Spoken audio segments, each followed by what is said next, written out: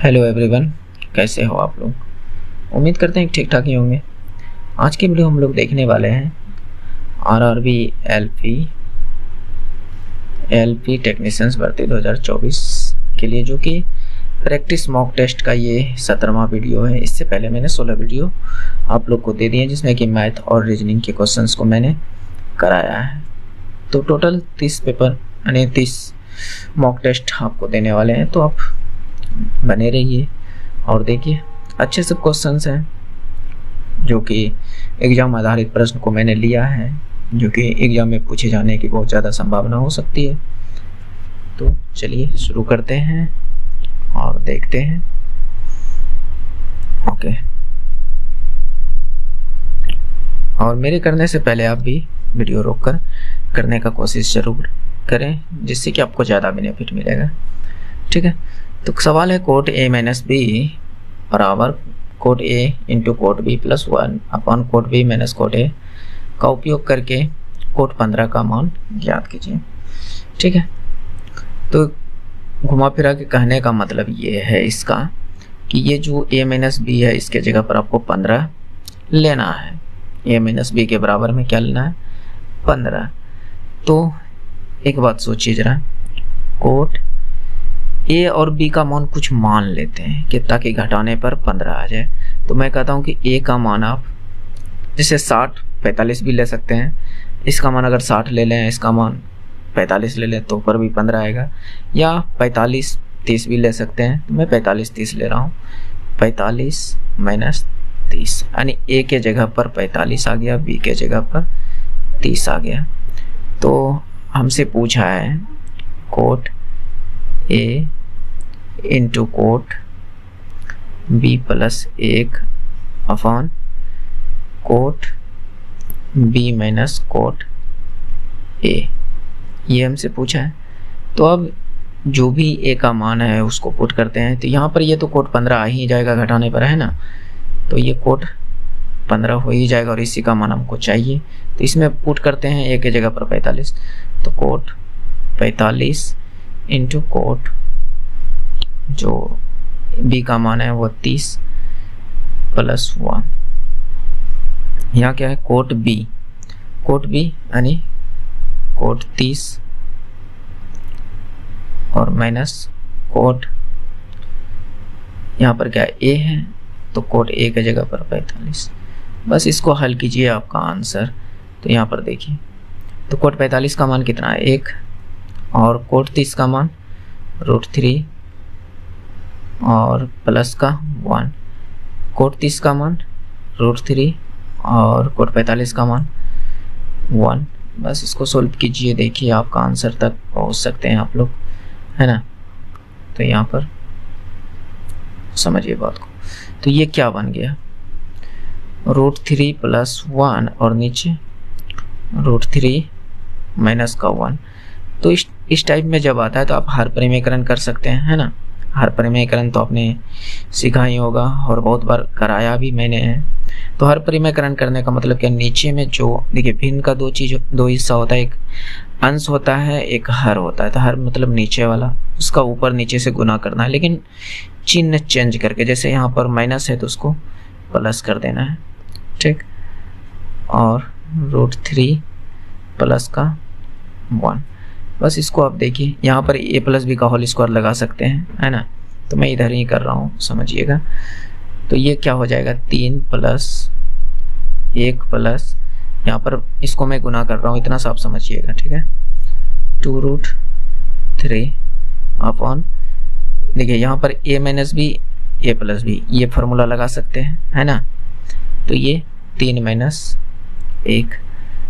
तो आगे देखिएगा, तो ये क्या हो जाएगा? 4 प्लस 2√3 और नीचे 3 में 1 गया 2।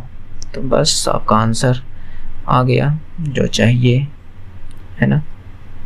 तो देखिए, तो 2 से कटा सकते हैं, या तो 2 कॉमन लेकर कटा दीजिए, या तो 2 से डायरेक्ट कटा दीजिए। तो ये कट जाएगा कितना बार में? 2 प्लस √3 बार में।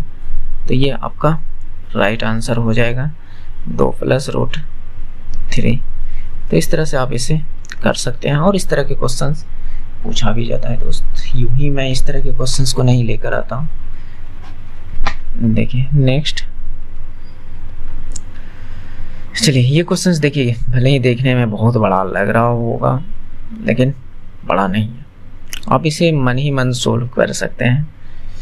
जैसे मैं कहूँ कि देखिए नीचे में क्या है 232, तो हर एक ऑप्शन में देखिए इस ऑप्शन में 233 लिख दिया तो ये आंसर नहीं हो सकता है दोस्त।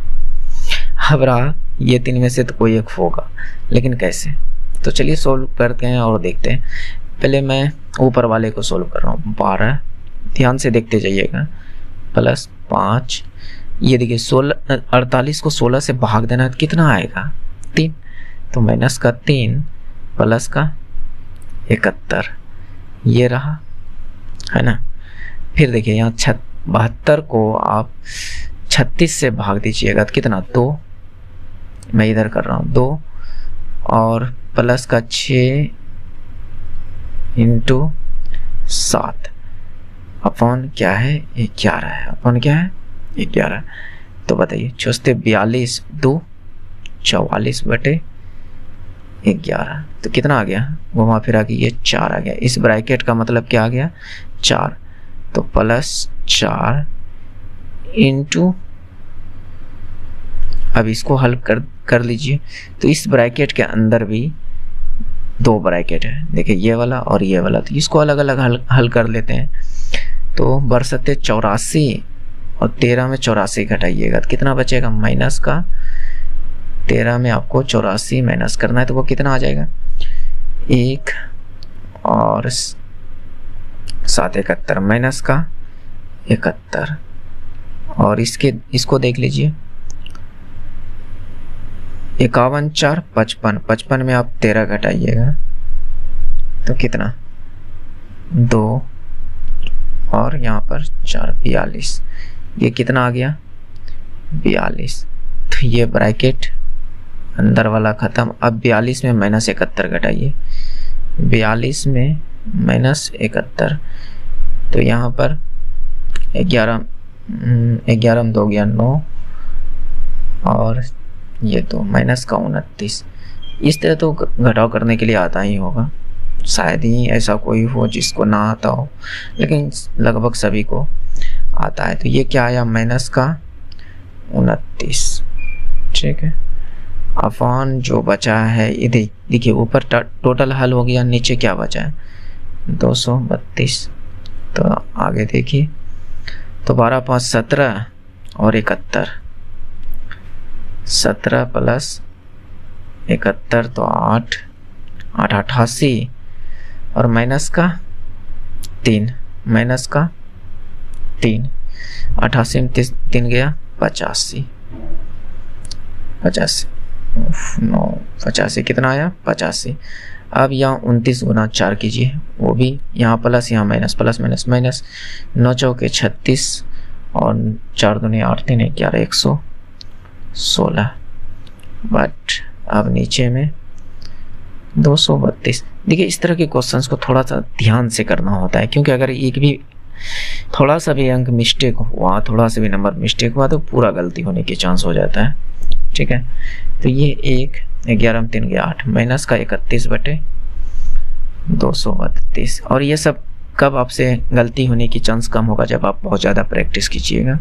तो कीजिए दोस्त, अभी समय है, ये नहीं कि जब समय आए तब आप प्रैक्टिस करो तो फिर आप लेट हो जाओगे दोस्त। देखो चलिए, सेक थीटा बराबर 3/4 है, तो 10 स्क्वायर थीटा प्लस 10 पर पावर 4 थीटा, ये जो भी हो, तो ये इसको हल करना है। देखिए मेरे करने से पहले आप भी वीडियो रोककर हल करने का कोशिश ज़रूर करें, जिससे कि आपको ज़्यादा बेनिफिट मिलेगा। और अगर लगता है कि मैं स्लो करा रहा हूँ तो आप थोड़ा सा फास्ट मतलब कि कर सकते हैं, मोबाइल में ऐसा सेटिंग होगा। ओके नेक्स्ट देखिए, सेक थीटा बराबर 3/4 दिया है, तो हमें इतना पूछ रहा है, तो कहीं ना कहीं इससे हमें कुछ ना कुछ तो निकालना पड़ेगा। जैसे सेक थीटा बराबर अगर हम बात करें, एक त्रिभुज बना लेते हैं, कहीं ये त्रिकोणमिति का प्रश्न है, त्रिभुज बना लेते हैं, ठीक है। तो सेक थीटा बराबर होता क्या है? तो आपका जवाब होगा कि कर्ण बटे आधार। क्या ये बात समझ पा रहे हैं? जो कि दिया है रियल में 3/4, यानी कर्ण अनुपातिक मान में 3 है और आधार 4 है। तो मैं अगर इस एंगल को मानता हूं तो ये 4 है और ये 3 है कि नहीं? अच्छा, सेक थीटा बराबर कर्ण बटे आधार। हाँ, यही तो होना चाहिए। तो ठीक है, लेकिन कहीं ना कहीं लोचा लग रहा है, कहीं क्वेश्चन तो गलत नहीं है। देख लेते हैं, हो सकता है क्वेश्चन भी गलत हो, क्योंकि भाई कर्ण बड़ा होनी चाहिए जबकि यहाँ पर कर्ण छोटा दिख रहा है। 1 मिनट, होल्ड ऑन। बिल्कुल, देखिए क्वेश्चन ही गलती है। ठीक है, यहाँ पर जो मान है टाइपिंग मिस्टेक है दोस्त, ये 4/3 है, सही कर लीजिएगा। ठीक है, तो अब देखिए ये 4 और ये 3, तो अब इसका मान चेंज हो जाएगा, है ना? तो देखिए ये 4 हो जाएगा और ये 3, ज्यादा मोटा पेन हो गया। चलिए, तो अब यहाँ से आप क्या कर सकते हैं कि लंब को निकाल सकते हैं, लंब को फाइंड कर सकते हैं। तो लंब कितना हो जाएगा, तो ये वाला निकालना है, तो 4 चौक 16 माइनस 9 और जो भी हो ये इसका स्क्वायर। यहाँ पर इसको अगर मैं x मानता हूँ तो x स्क्वायर, तो x बराबर कितना, रूट 16 में हो गया 7 √7, तो ये मान √7 आ जाएगा। यहाँ पर मैंने पाइथागोरस पर मैं लगा दिया है, आप भी लगा सकते हैं, पाइथागोरस लगा दीजिएगा, ये √7 निकल जाएगा। क्या बात को समझ रहे हैं? तो ये √7 निकल जाएगा। बस मेरे पास तीनों चीज हो गया। अब लंब भी हमें मिल गया, कितना, √7। क्या मेरी बात को समझ पा रहे हैं? समझ पा रहे होंगे। तो लंब इसलिए हमें निकालना पड़ा क्योंकि tan थीटा में लंब आता है। ठीक है, तो √3, लंब कितना, √3, तो tan थीटा बराबर क्या होता है? मैं अगर यहाँ पर सवाल को उतार लूँ, tan square theta plus tan 4 theta, तो यहाँ पर tan थीटा बराबर क्या होता है? अगर मैं कहूँ तो tan थीटा बराबर लंब बटे आधार होता है। देखिए मैं बिल्कुल बेसिक से धीरे धीरे करा रहा हूँ जिससे कि समझ में आए, है ना? तो देखिए, तो लंब बटे आधार तो स्क्वायर है, तो लंब कितना, √3, आधार कितना, 3, ये प्लस, और यहाँ पर पावर कितना है, 2 है, तो पावर 2 प्लस 10 पर पावर 4 है, तो यानी √3 पर √3/3 पर पावर 4। क्या मेरी बात को समझ पा रहे हैं? तो देखिए √3 का पावर 2 कीजिएगा तो सेम टू सेम संख्या, यानी रूट चेंज हो जाता है। जैसे कहने का मतलब √3 इंटू √3 कीजिएगा तो इसका मान 3 हो जाएगा, है ना? और नीचे में 3 है, तो 3 का स्क्वायर 9 प्लस उसी तरह √3 पर पावर 4 कीजिएगा तो ये 9 हो जाएगा और ये आपका 9। तो ऐसे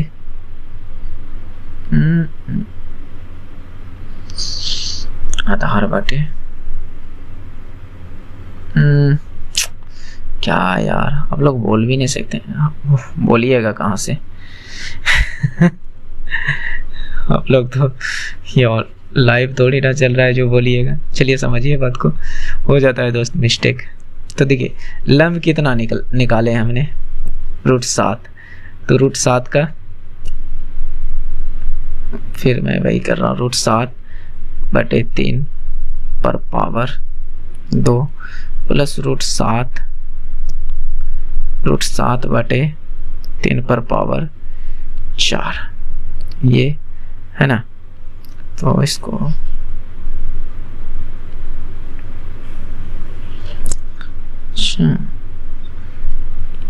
चलिए समझिएगा। ठीक, तो 7 पर पावर 2, रूट 7 पर पावर 2 कीजिएगा तो कितना हो जाएगा 7, और 3 पर पावर 2 कीजिएगा तो 9। रूट 7 पर पावर 4 कीजिएगा तो 49 होगा। करके देखिए ना, रूट 7 पर पावर यानी रूट 7 को 4 बार गुना करके देखिएगा 49 निकलेगा। तो अपन 3 तिया 9 तिया 27 तिया 81, तो 3 पर पावर 4 कीजिएगा तो 81। अब इसको हल कर लीजिए, जो भी आए 9 से 63 प्लस 49 बटे 81, भिन्न का जोड़ तो करने जानते ही होंगे, है ना। तो ये कहीं ना कहीं 112 बटे 81 आएगा, ये इसका राइट आंसर हो जाएगा। बस देखिए थोड़ा सा मिस्टेक हो जाने पर गलती हो जाती है तो बड़ा तकलीफ होता है ना। और हमसे क्या, किसी से भी हो सकती है। तो यहाँ पर देखिए नेक्स्ट क्वेश्चंस को करने का कोशिश कीजिए। क्वेश्चन नंबर 4, 32 छात्रों के समूह का वजन 18.5 kg है। जब 4 छात्रों ने समूह छोड़ दिया तो औसत घटकर 15.4 kg रह गया, तो उन 4 छात्रों का औसत वजन क्या होगा, ये हमसे पूछा है। तो ठीक है, समझिए यहाँ पर बात को। तो औसत वजन हमें इतना दिया हुआ है 32 छात्रों का। तो योग बराबर एक चीज़ तो जानते होंगे कि योग बराबर क्या होता है, औसत गुने कुल संख्या, जो भी कुल नंबर दिया हो कुल संख्या, ये होता है ना। तो आपका ये जवाब है कि ये होता है। तो योग में 32 छात्रों का अगर योग निकालूं, 32 छात्रों का अगर मैं योग निकालूं तो वो क्या हो जाएगा, तो आपका जवाब होगा कि 32 औसत कितनी है 18.5 गुना 32। क्या मेरी बात को समझ रहे हैं? इतना योग हो जाएगा। फिर कहता है कि 4 छात्र ने समूह छोड़ दिया। तो अब बताइए कि 32 में 4 छोड़ दिया तो कितने छात्र बचे होंगे, 28 छात्र। तो 28 छात्रों का योग जो हो जाएगा वो क्या हो जाएगा, तो 28 छात्रों का औसत कितना दिया है 15.5 गुना कितना छात्र 28 छात्र। तो यहाँ से ये इसका योग निकल जाएगा। तो अब आप गुना करके लिखिए, इधर देखिए क्या होता है। तो गुना कीजिए, मैं करता हूँ, आप भी कोशिश कीजिए। तो ये 18 गुना 32, 18 दूनी 36, 18 तिया 34, 57 प्लस आधा 16। तो ये कितना हो जाएगा 6 6 12, 7 1 8 1 9, 592। कितना हो जाएगा 592। मैंने शॉर्टकट गुना किया, आप भी सोचिएगा कि मैंने कैसे किया, थोड़ा समझने का कोशिश कीजिएगा। तो ये 28 गुना 15, 15 8 20 से, और 15 दूनी 30 और 12 42 प्लस 14। तो 4 3 4 434। कितना हो जाएगा 434। इतना अगर मैं सही गुना किया हूँ तो ठीक है। तो अब हमें चाहिए 4 छात्रों का औसत वजन। तो मैं 4 छात्रों का योग निकाल सकता हूँ क्या, 4 छात्रों का योग जो है निकाल सकता हूँ। तो आपका जवाब होगा कि हाँ, 32 में 28 घटाइएगा तो 4 निकलेगा। तो इसका मतलब इसका अंतर कर दीजिए। तो 12 में 4 गया 8, और 9 में 3 गया 6, और यहाँ पर 168। ठीक है, ओके। तो यहाँ पर देखिए मैं कहीं ना कहीं लगता है कि जो है ये गुना गलती आ रहा है, ये आंसर गलत हो रहा है। बात समझ रहे हैं? हालांकि देखिए करके आने वाले तो नहीं है आंसर। मैं गुना कर देता हूँ पुनः। आज पता नहीं क्या हुआ है, गुना गलती हो रहा है, क्योंकि आज गर्मी दोस्त ज़्यादा है। और हमारा सीपीयू गर्म हो गया है। हमारा सीपीयू कहने का मतलब हमारा दिमाग है ना। मानव का मस्तिष्क सीपीयू किसे कहते हैं? मस्तिष्क को कहते हैं कि नहीं? तो 18.5 गुना 32, 592 बिल्कुल सही आया है। और 15.5 गुना 28, ये भी तो सही आया है। अच्छा, यहाँ पर 5 होगा।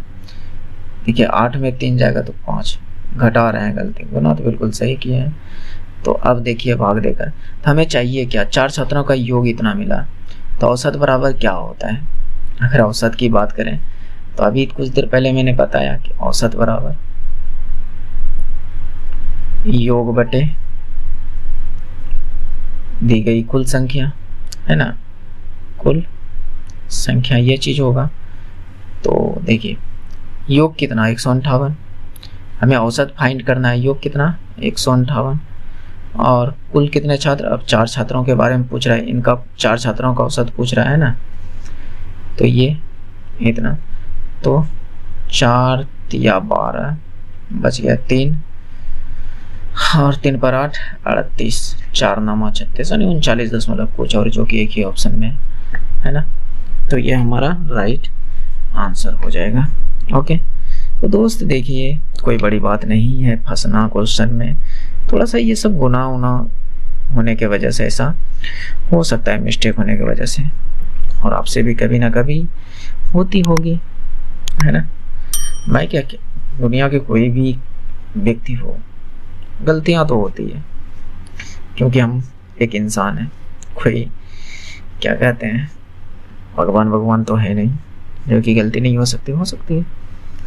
a plus B plus C बराबर 12, a square plus B square plus C square बराबर 50, तो a cube B cube C cube 3 -3abc का मान क्या होगा?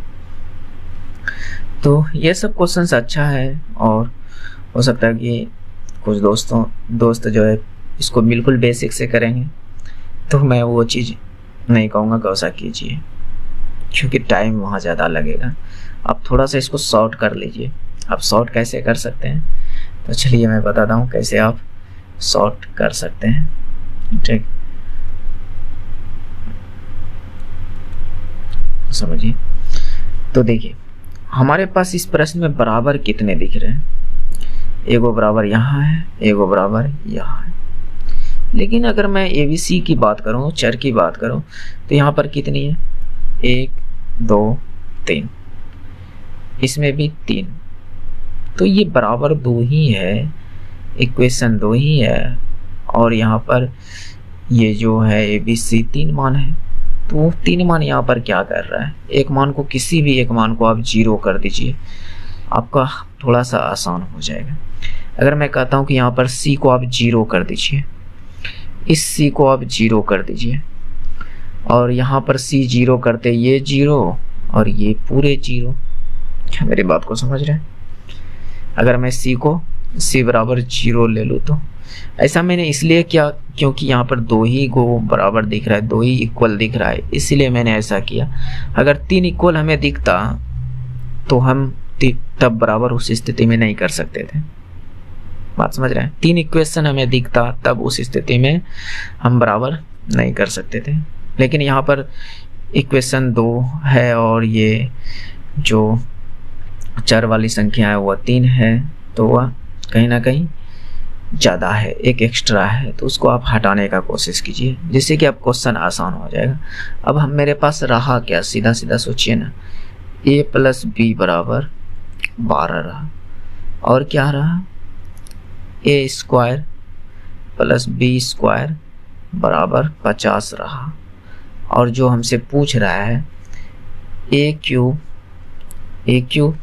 प्लस बी क्यूब हमसे पूछ रहा है, ये चीज पूछ रहा है। क्या मेरी बात को समझ रहे? अब देखिए क्वेश्चंस कितना इजी हो गया। अगर आप गौर करेंगे तो देख सकते हैं कि क्वेश्चन जो है अब कितना शॉर्ट हो गया है। बस आप थोड़ा सा दिमाग लगाना है कि हमको इन सब चीज़ों से लेकर, यानी इन सब से लेकर हमको यहाँ क्यूब तक पहुँचना है। क्या मेरी बात को समझ रहे हैं? हमें कहाँ तक पहुँचना है? क्यूब तक। अगर मैं क्यूब तक पहुँचाने की बात करूँ तो यहाँ पर a प्लस बी का होल स्क्वायर, होल क्यूब तो समझते होंगे कि a प्लस बी का होल क्यूब अगर मैं करूँ तो ये क्या बनेगा? a cube b cube plus 3ab into a plus B. क्या मेरी बात को समझ रहे हैं? इतना बनेगा। यहाँ पर मैं शॉर्ट कॉन्सेप्ट नहीं लगा रहा हूँ, बिल्कुल बेसिक कॉन्सेप्ट लगा रहा हूँ जिससे कि सभी को समझ में आए। बात समझ रहे हैं? तो ये चीज़, तो हमें ए बी चाहिए। क्या चाहिए? A B. और ए प्लस बी है मेरे पास, ए प्लस बी है मेरे पास। तो हमें ये तो फाइंड करना है जो ए क्यूब प्लस बी क्यूब है, ए क्यूब प्लस बी क्यूब जो है, ये तो हमें फाइंड करना है। तो कहीं ना कहीं हमें ए बी की ज़रूरत है। तो ए बी कैसे आप फाइंड कर सकते हैं? ए बी कैसे फाइंड कर सकते हैं? तो थोड़ा सा एक बार और दिमाग लगाइए कि और क्या हो सकता है। तो आप ए प्लस बी का ही होल स्क्वायर लगा लीजिए। क्या होता है? A square plus B square plus 2ab। क्या ये चीज़ होता है? तो आपका जवाब होगा कि हाँ बिल्कुल होता है। तो बस अब मान पुट कर दीजिए ना, आपका ये भी निकल जाएगा। तो देखिए a प्लस बी का मान कितना? 12, यानी कहने का मतलब ये 12 का स्क्वायर। इतना का मान मेरे पास दिया हुआ है। A square plus B square का मान कितना दिया है? 50 प्लस का 50 प्लस 2ab। क्या मेरी बात को समझ पा रहे हैं? समझ पा रहे होंगे। ओके, तो देखिए अब क्या किया जाए। तो 12 का स्क्वायर 144 प्लस 50 प्लस 2ab। ठीक है, तो इधर 50 घटाइए तो देखिए कितना आता है। 144 में 50 घटाइएगा तो 94, तो 2ab। तो यहाँ से ab बराबर कह सकते हैं कि 47। ये 2 से भाग लग जाएगा 47। क्या इतना बात को आप नहीं समझ सकते हैं? समझ सकते हैं आसानी से। ओके, तो बस ab हमें फाइंड हो गया। तो अब जो भी है हमें चाहिए ये चीज़ फाइंड करने के लिए बोल रहा है, तो अब आराम से कर सकते हैं, है ना। तो ये प्लस बी कितना? 12। तो यहाँ पर 12 का क्यूब, हमें इतना चीज़ चाहिए। A cube plus B cube plus 3ab का मान कितना निकल गया? 47। ए प्लस बी का मान कितना है दिया हुआ? तो आपका जवाब होगा कि 12। यहाँ पर देखिए ना 12 दिया है ना ए प्लस बी का मान। बस हल कीजिए आपका आंसर। बात समझ रहे हैं? बस अब ज़्यादा नहीं करना है, बस कैलकुलेशन करना है और आपका आंसर आ जाएगा। तो देखिए कैसे 12 का क्यूब कीजिएगा तो 144 17 28 कितना आ जाएंगे? लगभग 17 28 लगभग। क्या कन्फर्म? क्यूब याद है तो आपको भी याद होनी चाहिए। इतना मान हमें चाहिए, प्लस इसको गुना कीजिए। बर 7 84, मैं इधर अलग से गुना कर लेता हूँ। बर 7 84 बर 4 48 8 56 गुना 3 तो 4 तिया 12 6 तिया 18 19 5 तिया 15 1 16 16 92 कितना आ गया? 16 92। इस पूरे को मैंने हल किया तो ये 16 92 आ गया। इतना को टोटल को 16 92। आप भी फास्ट गुना कर सकते हो, बस आपको प्रैक्टिस थोड़ा सा करना है, थोड़ा सा, ज़्यादा नहीं। थोड़ा सा अगर खाली टाइम में बैठे हैं तो कुछ से कुछ गुना भाग करते रहिए, क्योंकि आपकी कैलकुलेशन थोड़ा सा फास्ट होगा। बात समझ रहे? नहीं कुछ हुआ तो आप क्यूब ही बनाते रहिए। जैसे नहीं कुछ हुआ तो कहने का मतलब आप 12 का क्यूब बनाइए, 13 का क्यूब बनाइए, 11 का क्यूब बनाइए, यानी गुना करके लिख सकते हैं। इससे ये हो सकता है कि या तो आपका गुना करने का जो प्रोसेस है वो फास्ट हो सकता है। बात समझ रहे हैं? तो कीजिए, मैं तो सिर्फ बता ही सकता हूँ, कह ही सकता हूँ, करना ना करना वो तो आप पर डिपेंड करता है। तो बस अब देखिए हमें चाहिए इतना, इधर 16 92 को लाकर घटा दीजिए ना। तो इसको घटाइएगा तो इधर तो सिर्फ क्या बचेगा? ए क्यूब प्लस बी क्यूब, और ये 16 92 इधर घटाइएगा तो 12, यहाँ पर 6 12 9 गया 3 36। तो ये ए क्यूब प्लस बी क्यूब बराबर 36 आ गया, जो कि यहाँ पर प्रश्न में दिया भी हुआ भी है। तो ये कुछ अच्छा क्वेश्चंस है जो कि आपको ज़रूर करना चाहिए। इस टाइप के क्वेश्चन मैं बहुत कराता हूँ दोस्त, बहुत कराया भी हूँ। आप मेरे पिछले वीडियो में जाकर देखने का कोशिश कीजिए, तो कहीं ना कहीं आपको बहुत ज़्यादा फायदा भी मिलेगा दोस्त। मैं तो कहता हूँ अगर आपका मैथ और रीजनिंग कमज़ोर है, ज़्यादा नहीं, आप मेरे कहने का मतलब कि 10 से 12 वीडियो देखिए, उसके बाद आपको समझ में आने लगेगा कि हाँ मैथ तो हमारी मैथ रीजनिंग जो है अच्छा हो सकता है मेरे वीडियो द्वारा। हाँ तो आप देखिएगा, और क्या बोलूँ, तो इसको कीजिए। यहाँ पर क्या बोल रहा है तो यार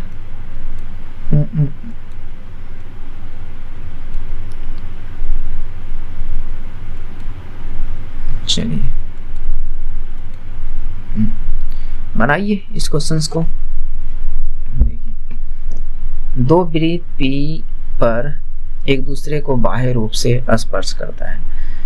AB दोनों वृत्तों को उभयनिष्ठ स्पर्श रेखा है, तो यदि A और B स्पर्श बिंदु है और कोण PAB जो है 65 डिग्री है, तो कोण ABP क्या होगी।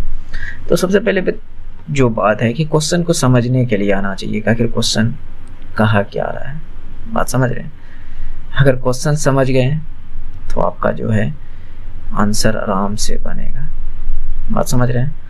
जैसे मैं यहाँ पर करा रहा हूँ, देखिए समझिए कि दो वृत्त है। चलिए दो वृत्त मैंने ले लिया, एक वृत्त ये लिया और एक वृत्त और मैं ले रहा हूँ। कुछ इस प्रकार से ये तो हो गया ठीक।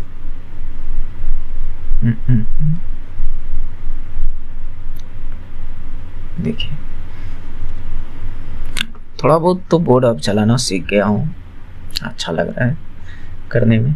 ठीक है, अब देखिए जो क्वेश्चंस कह रहा है कि P पर एक दूसरे को बाह्य रूप से स्पर्श करता है, यानी यहाँ पर वो स्पर्श कर रहा है। ठीक है, और AB दोनों वृत्तों को उभयनिष्ठ स्पर्श रेखा है, यानी इसको AB जो है कहीं ना कहीं इस तरह से स्पर्श कर रहा है, ये इस तरह से स्पर्श कर रहा है।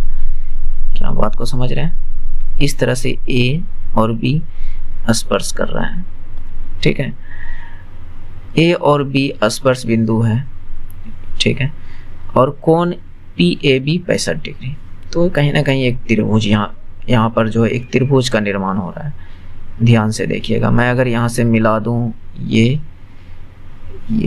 तो कहीं ना कहीं एक त्रिभुज का निर्माण हो रहा है। क्या हो रहा है कि नहीं?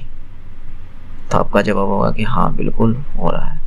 तो ये एक त्रिभुज बन गया, भले ही सीधा ना हुआ हो लेकिन त्रिभुज बन गया।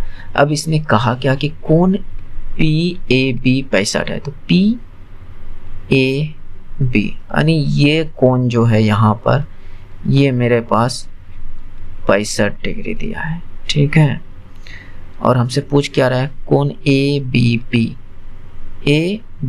यानी ये कोण हमसे पूछ रहा है। तो इसका मतलब हमें ये कोण तो पता होनी चाहिए कि ये कोण क्या है। क्या बात को समझ रहे हैं? ये कोण अगर पता रहता तो हम कह देते हैं, क्योंकि एक त्रिभुज दिख रहा है मेरे पास ABP, एक त्रिभुज दिख रहा है, तो अगर हमें ये कोण पता हो, ये कोण पूछ रहा है, तो ये कोण हमें तो पता होनी चाहिए ना। तो एक रूल होता है दोस्त कि देखिए कौन सा रूल, कहने का मतलब देखिए जब भी स्पर्श रेखा ये यहाँ पर दो वृत्त बाह्य स्पर्श करे और यहाँ से दोनों बाहरी स्पर्श को मिला दें, तो यहाँ पर 90 डिग्री का कोण बनता है। यहाँ पर कितना डिग्री का? 90 डिग्री का। मतलब घुमा फिरा के दिया तो नहीं है लेकिन वो 90 डिग्री का होता है। तो हमें दो कोण पता चल गया, तो त्रिभुज के तीनों कोणों का योग कितना होता है? तो आपका जवाब होगा कि 180 डिग्री। तो दो कोण पता चल गया, ये 90 ये 65, तो ये कितना? एक 90 है एक 65 है। तीसरा कोण कुछ भी हो सकता है, नहीं ये वाला कोण कुछ भी हो सकता है, कोण भी, तो बराबर में 180 डिग्री। क्या मेरी बात को समझ पा रहे हैं? तो यहाँ से आप सोल्व कर लीजिए। 90 60 155 है और 180 में घटाइएगा तो कितना आ जाएगा? 25 डिग्री। तो ये हमारा 25 डिग्री आ जाएगा। क्वेश्चन अच्छा है, थोड़ा समझने का कोशिश कीजिए। इस टाइप से पूछा जा सकता है, ठीक है। मैंने कहा ना आपको सभी टाइप का क्वेश्चंस कराऊंगा, जितने भी टाइप का क्वेश्चंस होते हैं जिससे जो कि पूछे जाने की संभावना बहुत ज़्यादा हो, उस सारे टाइप को मैं आपका क्वेश्चंस जो है कराने का कोशिश करूंगा, ठीक है। तो आप हमारे साथ बने रहिए। अगर अभी तक आप रुके हुए हैं चैनल पर तो आप चैनल को सब्सक्राइब कर लीजिए, अगर पहली बार आए हैं तो चलिए देखते हैं। और लाइक नहीं किए हैं तो कर दीजिए अगर अच्छा लग रहा है तो, ठीक है। तो देखिए, चैपलिन एक निश्चित दूरी 1 घंटा 24 मिनट में तय करता है। 1 घंटा 24 मिनट में तय करता है। यदि वह 2/3 दूरी 4 किलोमीटर प्रति घंटा शेष दूरी 5 किलोमीटर प्रति घंटा से तय करता है तो उसकी औसत गति क्या होगी? तो ठीक है, तो देखिए इसको कैसे कर सकता है। तो आपको ये औसत गति का फार्मूला तो पता होनी चाहिए ना, है ना। औसत गति तो कुल दूरी बटे कुल समय ये होता है औसत गति बराबर, ठीक है। तो अब हमें कुल दूरी निकालनी होगी। समय तो है, समय तो ऑलरेडी मेरे पास दिया हुआ है, तो हमें कुल दूरी निकालनी होगी, है ना। तो कैसे निकाल सकते हैं? तो मान लीजिए कि दूरी जो है, माना कि जो दूरी है, दूरी बराबर वह डी मान लेता हूँ, ठीक है। दूरी बराबर क्या मान लेता हूँ? डी, क्योंकि टाइम मेरे पास दिया हुआ है 1 घंटा 24 मिनट। समय हमारे पास दिया हुआ है कितना? 1 घंटा 24 मिनट। तो इस 24 मिनट को आप घंटे में चेंज कर दीजिए ना, 1 + 24/60 ये घंटे में चेंज हो जाएगा, है ना। क्योंकि 1 तो घंटा में है लेकिन 24 मिनट में है, तो इस 24 को आप घंटे में चेंज कीजिएगा तो 24/60। क्या मेरी बात को समझ पा रहे हैं? समझ पा रहे होंगे। तो ये 12 दूनी 12 पंच, तो ये कहीं ना कहीं 5 × 5 = 7/5 आ गया। समय कितना आ गया? 7/5 समय है मेरे पास, ठीक। समय हमको मिल गया 7/5। इसको मैंने हल किया है, आप लोग कंफ्यूज में मत होइएगा। ये जो समय मैंने लिखा वो इस चीज़ को हल करके लिखा है, ठीक है। और हमें गति निकालनी है, गति औसत गति निकालनी है। तो चलिए जो क्वेश्चंस के हिसाब से कह रहा है, तो पहले दूरी तो फाइंड कर लें, ठीक है। यदि 2/3 4 किलोमीटर प्रति घंटा, तो 2/3 दूरी कितना होगा? टोटल दूरी ये है, टोटल दूरी डी है। डी का 2/3 कितना? डी का 2/3 इतना, और इसको जो है 4 किलोमीटर पर घंटे की रफ्तार से तय कर रहा है, तो भागा 4। तो क्या यहाँ पर कुछ समय लगा होगा? देखिए, नहीं समझे तो मैं पुनः समझाने का कोशिश करता हूँ। देखिए, डी का 2/3 यानी 2/3, डी का 2/3 कितना हो जाएगा? डी का 2/3 ये कुछ दूरी प्लस कुछ और दूरी भी होगा जो कि बचा हुआ डी का शेष दूरी क्या बोल रहा है? इतना। तो शेष अगर डी का 2/3 इतना है तो इसमें अब बचा कितना? डी में, हालांकि मैं यहाँ पर लिख सकता हूँ कि d/3, लेकिन कैसे आप समझ सकते हो। तो यहाँ पर मैं इस चीज़ को कर रहा हूँ 2/3 डी, क्योंकि ये यहाँ पर इतनी दूरी, तो शेष दूरी इसको घटाना पड़ेगा, डी में से शेष दूरी को घटाना पड़ेगा। तो 3d - 2d यानी 3d - 2d/3। तो देखिए, ये सब कराने का कोई मकसद नहीं है, लेकिन कुछ हमारे भाई बंधु जो हैं वो कहते हैं कि थोड़ा बेसिक से कीजिए, तो इसलिए मैं बताता हूँ। हालांकि मैं ऐसे ही लिख देता तो पर भी चलता, लेकिन आपको समझ में आनी चाहिए। तो ये d/3 हो जाता है, ठीक है। तो इतना दूरी, तो ये शेष दूरी है, ये जो भी दूरी है, तो 2/3 दूरी को 4 किलोमीटर पर घंटा के रफ्तार से जा रहा है। इसका मतलब यहाँ पर भाग दे दूं दूरी को चाल से, तो यहाँ पर कुछ ना कुछ समय निकला होगा। और इस दूरी को मैं, शेष दूरी को 5 से, तो इस दूरी को मैं 5 से भाग दे दूं तो कुछ ना कुछ यहाँ पर समय निकला होगा। और ये दोनों समय मिलकर कितना है, 7/5 है। क्या मेरी बात को समझ रहे हैं? क्या मेरी बात को समझ पा रहे हैं? समझिए दोस्त, नहीं समझिएगा तो काम नहीं चलेगा। थोड़ा समझने का कोशिश कीजिए, ठीक है?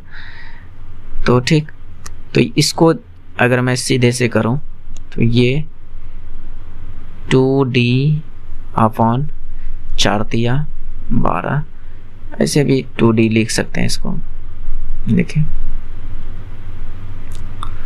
2D, इसको मैंने कैसे 12 लिख दिया, 4×12 यहाँ से गुना कर दिया, और इसको D/15 बराबर 7/5। तो अब यहाँ से आप D निकाल सकते हो। अब यहाँ से क्या है, D आप आसानी से निकाल सकते हैं।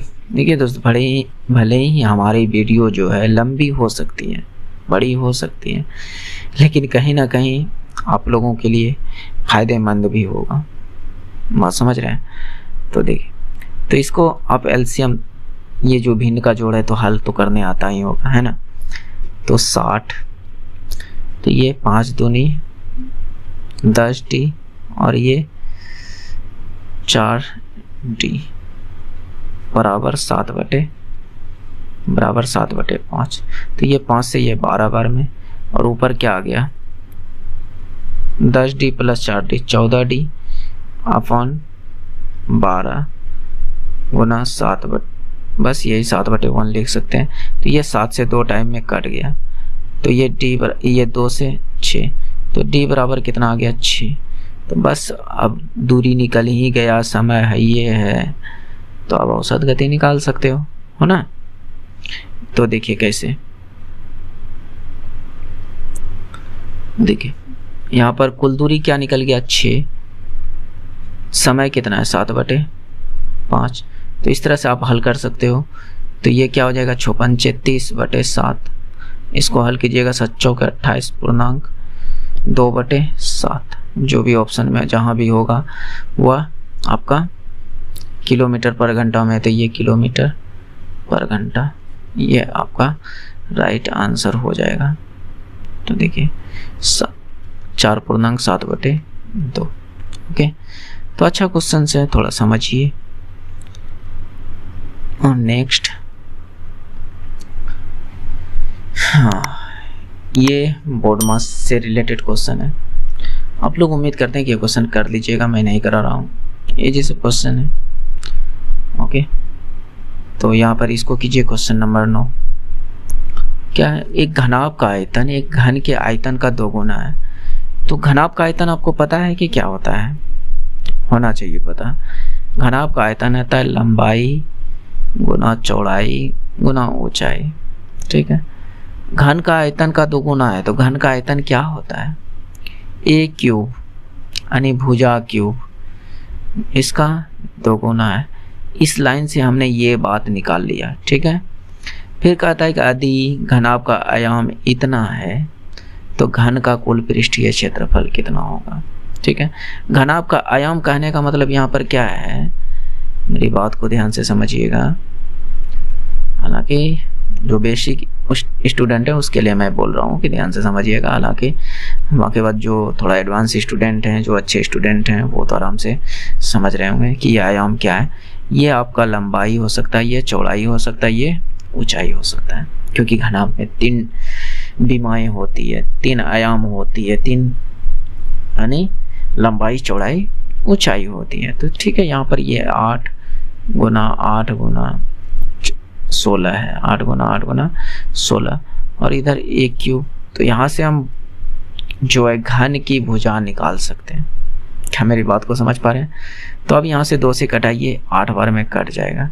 तो ये क्या बना, 8 गुना 8 गुना 8। देखिए कितना आसान सवाल कर दिया, ठीक है। तो ये क्यूब है तो इधर रूट क्यूब में आ जाएगा, 8 गुना 8 गुना 8 बराबर है ये, लेकिन रूट क्यूब में यानी ये क्यूब उठकर इधर जाएगा तो ये रूट क्यूब में चेंज हो जाएगा।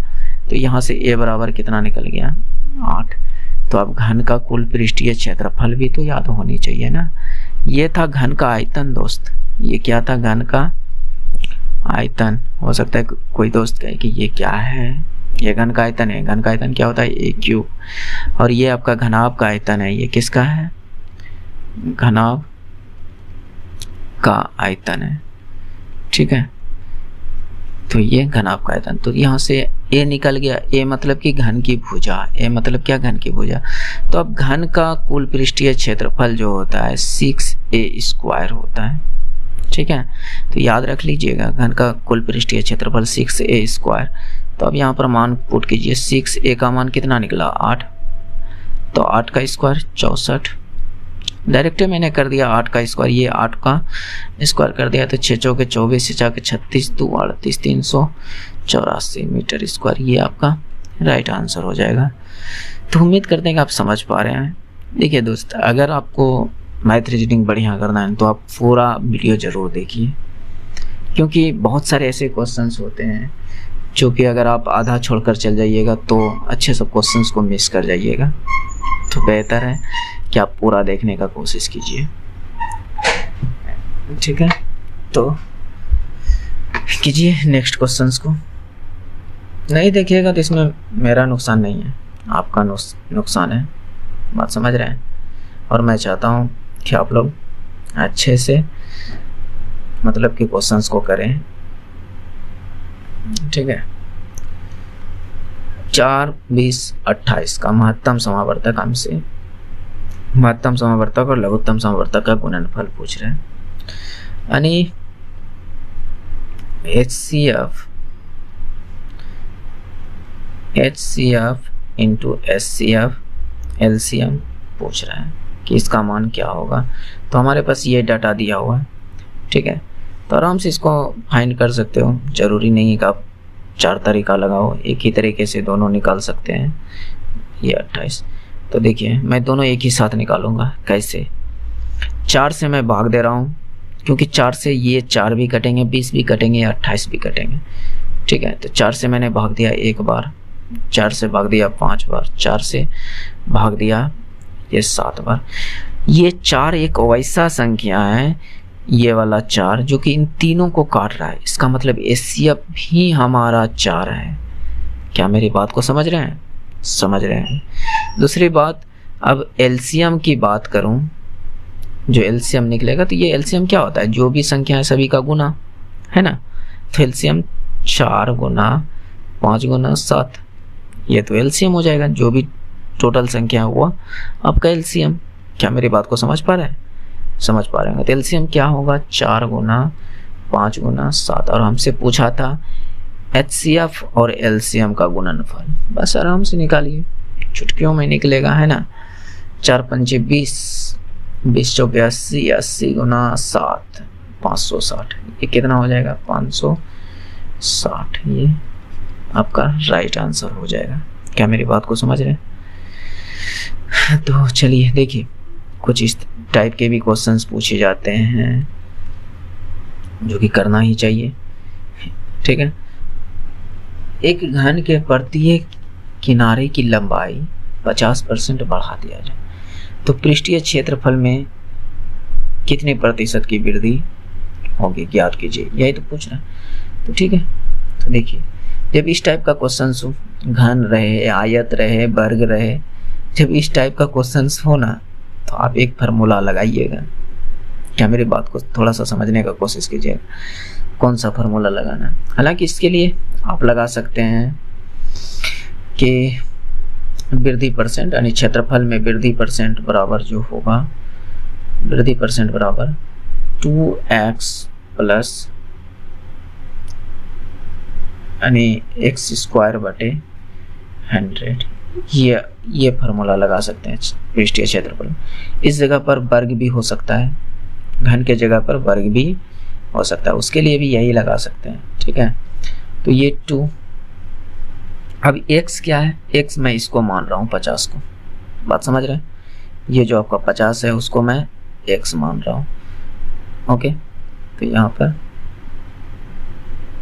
देखिए x में इसको माना 50 को, ठीक है, तो ये गुना 50 प्लस x स्क्वायर मतलब 50 का स्क्वायर, 50 का स्क्वायर अपॉन 100, ठीक है। तो बस इसको कीजिए हल, आपका आंसर आ जाएगा। तो ये 50 दूनी 100 और ये 50 गुना 50 होता है ना, मतलब 2500। तो 2500 अपॉन 100 कितना हो जाएगा, 100 प्लस 25 क्या हो जाएगा 25। तो ये क्या आंसर हो जाएगा 125, ठीक है। तो इसका आंसर हो जाएगा 125। तो ये चीज़ आप कर सकते हो, जो कि आसान भी होगा। हालांकि इसको कराने का और भी तरीके हैं, लेकिन मैं एक ही वीडियो में तो सभी तरीका तो नहीं बता सकता। हालांकि मैंने कई वीडियो में अलग अलग देखे होंगे, अलग अलग तरीके देखे होंगे कि एक ही सवाल के अलग अलग तरीके हो सकते हैं, कैसे कर सकते हैं। हालांकि सारे तरीके मैं अच्छे तरीका कराता हूँ, वो जो आप पुराने तरीके से करते हैं वो सब नहीं। बात समझ रहे हैं? तो नेक्स्ट देखिए, इस प्रश्न को कीजिए दोस्त, अच्छा प्रश्न है। Okay, x not equal to y, z बड़ा है 0 से, ठीक है। तो x प्लस जेड का स्क्वायर y प्लस जेड का स्क्वायर समानुपाती x अनुपात y। तो हमसे a का मान पूछ रहा है, जो कि यहाँ पर ये प्रश्न दिया हुआ है, ठीक है। तो इसको कैसे कर सकते हैं, तो चलिए जो सवाल है उसको लिखते हैं। x प्लस जेड का स्क्वायर है, ये वाला अनुपात का मतलब होता है बटे, ये जो दो गो बिंदा दिखता है ना, जैसे a अनुपात b, तो ये वाला अनुपात का मतलब होता है बटे a अनुपात b। तो क्या मैं यहाँ पर z plus y plus Z का स्क्वायर लिख सकता हूँ? तो y प्लस जेड का स्क्वायर बराबर x बटे, और ये वाला जो अनुपात है, जो 4 गो बिंदा वाला अनुपात होता है ना, इसको समान अनुपात बोलते हैं, या तो बराबर, इसको क्या कहते हैं बराबर। तो बराबर x बटे y, ठीक है। अच्छा क्वेश्चन है दोस्त, अगर इस तरह क्वेश्चन देखकर भागिएगा तो कहीं ना कहीं आप गलती कीजिएगा, क्योंकि बस इसमें कैलकुलेशन है और कुछ है ही नहीं। देखिए ना, सिर्फ कैलकुलेशन है। चलिए देखिए, तो यहाँ पर क्या है, तो यहाँ पर a प्लस बी का होल स्क्वायर लगा सकते हैं, ठीक है। तो x प्लस जेड का होल स्क्वायर लगाइए, x square plus Z square, इसका ऊपर मैं कर रहा हूँ, plus 2x Z upon y square plus Z square plus 2y Z. क्या मेरी बात को समझ रहे हैं? मैंने इसका स्क्वायर कर दिया, होल स्क्वायर। आप भी कीजिएगा x बटे y। अभी मैं यहाँ तक भी पहुँचूँगा, हालांकि हमें एक्स वाई चाहिए, शॉर्ट भाषा।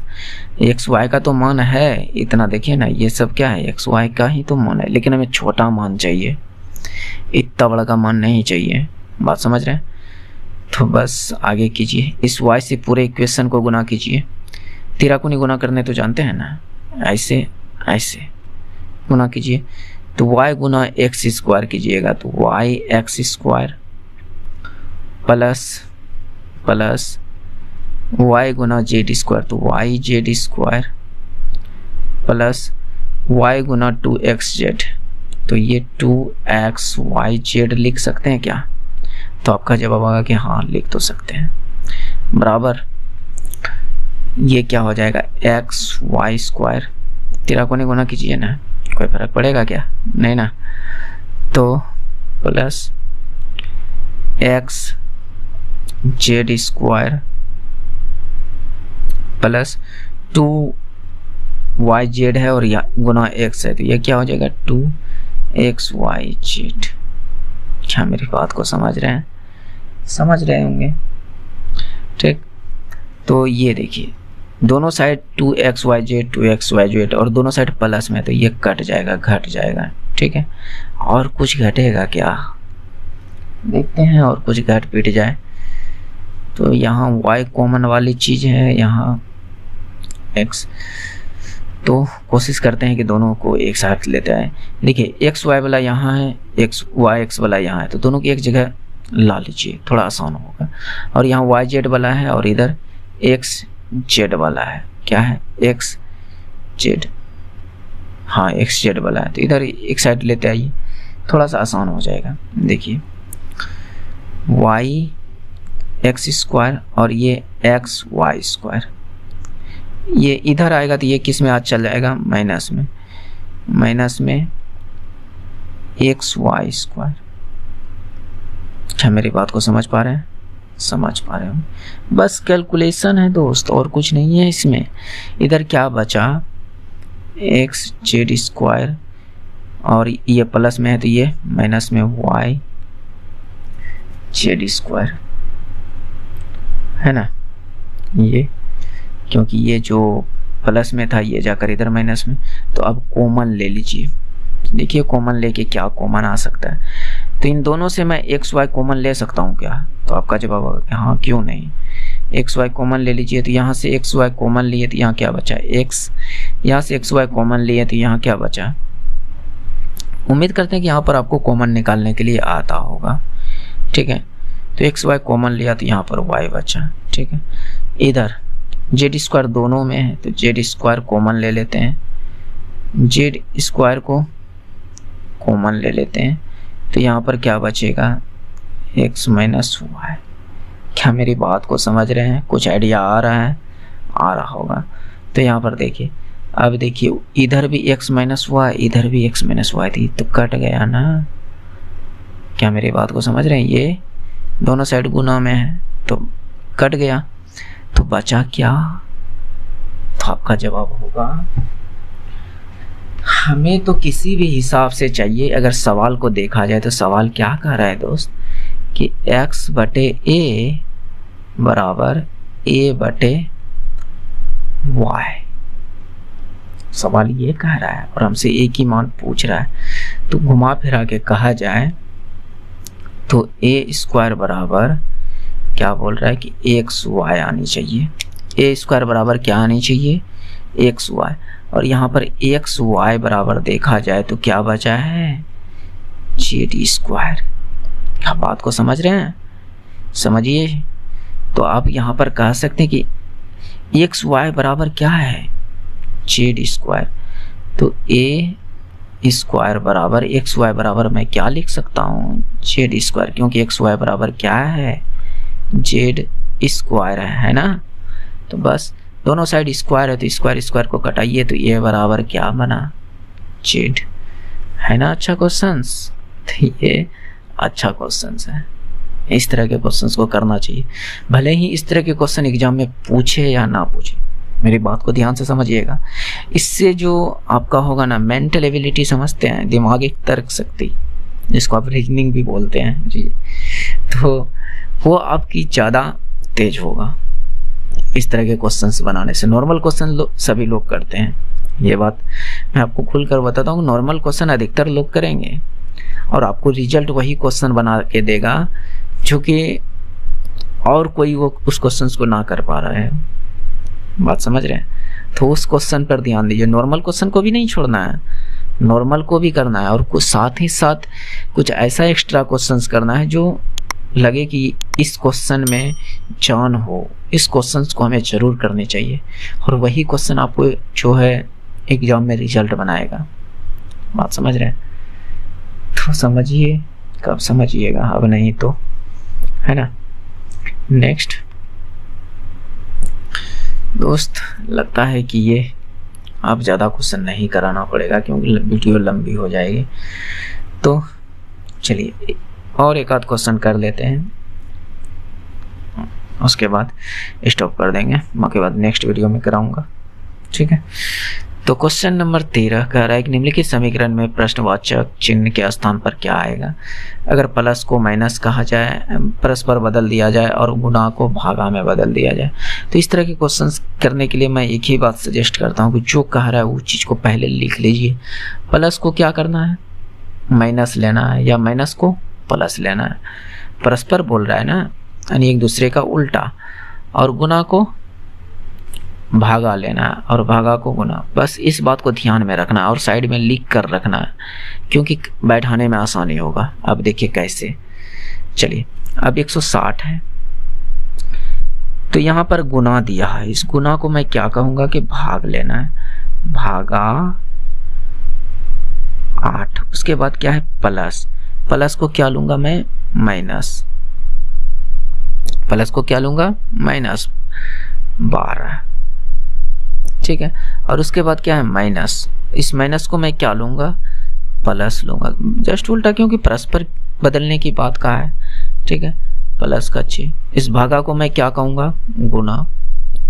जो भी है उसका उल्टा, जो भी है उसका उल्टा। और यहाँ पर गुना है तो ये गुना है तो वह भागा, और ये माइनस है तो ये प्लस। बस अब हल कीजिए आपका आंसर, क्योंकि मैंने जो काम करना था वो कर दिया। ठीक है, तो 160 को 8 से भाग देंगे तो ये 20 आएगा, माइनस 12 है, रहने देते हैं। और ये भागा, इसको अगर मैं कर दूं तो ये भाग से ये 6 कट जाएगा। अभी कोशिश कीजिएगा मैं कैसे कटा दिया। ठीक है, तो प्लस 180 प्लस 4, तो जो भी प्लस वाला है उसको ऐड कीजिए। 180 और 4, 184 और 20, 204। 204 माइनस 12, तो इसमें 204 में 12 घटाइएगा तो 192। कितना हो जाएगा, 192। तो और देख लेते हैं एक आध क्वेश्चन। चलिए रहने देते हैं, लंबा हो जाएगा वीडियो। बाकी बाद क्वेश्चन अभी बहुत सारे हैं इसमें, नेक्स्ट डे कराऊंगा, देख लीजिएगा क्वेश्चंस के टाइप। हो सके तो आप वीडियो रोक कर करने का कोशिश कीजिएगा, मैं दिखा देता हूँ। बाकी बात नेक्स्ट वीडियो में तो जरूर कराऊंगा। ओके, तो ये क्वेश्चन मैंने पिछली वीडियो में पूछा था। ठीक है, इसका जवाब आप लोग दीजिएगा। ठीक है, यानी देने के लिए कहा था। तो इसमें क्या होगा, तो चलिए समझिए इसमें आंसर्स क्या होगा। तो इसमें कुछ नहीं करना, जस्ट इसका डबल कीजिए। 158 का डबल कितना हो जाएगा, 8 दूनी 16, 15 दूनी 30, 1 31, 316। तो लेकिन यहाँ पर 384 है, तो क्या हुआ होगा देखिए। तो इसमें हुआ क्या हुआ होगा, इस बात को समझिए। तो 384 में अगर 316 घटाऊं तो कितना बचेगा, 14 में 6 गया 8, 7 में गया 6, 68 ऐड हुआ है। इसका मतलब यहाँ पर 2 से गुना होकर 68 ऐड हुआ है। तो सेम कंडीशन यहाँ पर करना है। तो 240, नहीं 240 नहीं है दोस्त, 140 गुना 2, तो ये कितना, तो 280 प्लस का 68 कितना हो जाएगा, 8, 8 6 14 और 2 1 3, 348। तो इसका आंसर हो जाएगा 348। ठीक है, तो ये पिछले वीडियो का क्वेश्चन था और आज के लिए आप लोग देख लीजिए। निम्नलिखित में कौन सी संख्या दी गई श्रृंखला में प्रश्न चिन्ह को प्रतिस्थापित करेगी। तो ये क्वेश्चन आपको इसका आंसर बताना है, रीजनिंग का। हालांकि जो क्वेश्चंस बचे हैं उसको मैंने पिछली वीडियो में ज़रूर लूँगा। ठीक है, तो अगर अभी तक आप लोग यहाँ पर रुके हुए थे, कहीं ना कहीं आपको पसंद आ रही होगी, तो अब दोस्त प्लीज़ एक लाइक, और अगर चैनल को सब्सक्राइब नहीं किए तो सब्सक्राइब कर लीजिएगा। ये हमारा टेलीग्राम लिंक का QR है, जिससे ज्वाइन हो सकते हैं आप लोग स्कैन करके, या तो अगर ना मिले, इससे ना हो तो आप डिस्क्रिप्शन चेक कर लीजिएगा, वहाँ पर लिंक मिल जाएगा, उससे जुड़ जाइएगा, जहाँ पर आपको PDF वगैरह मिला करते हैं और जो क्विज टाइप क्वेश्चंस है वहाँ पर मैं डाला करता हूँ।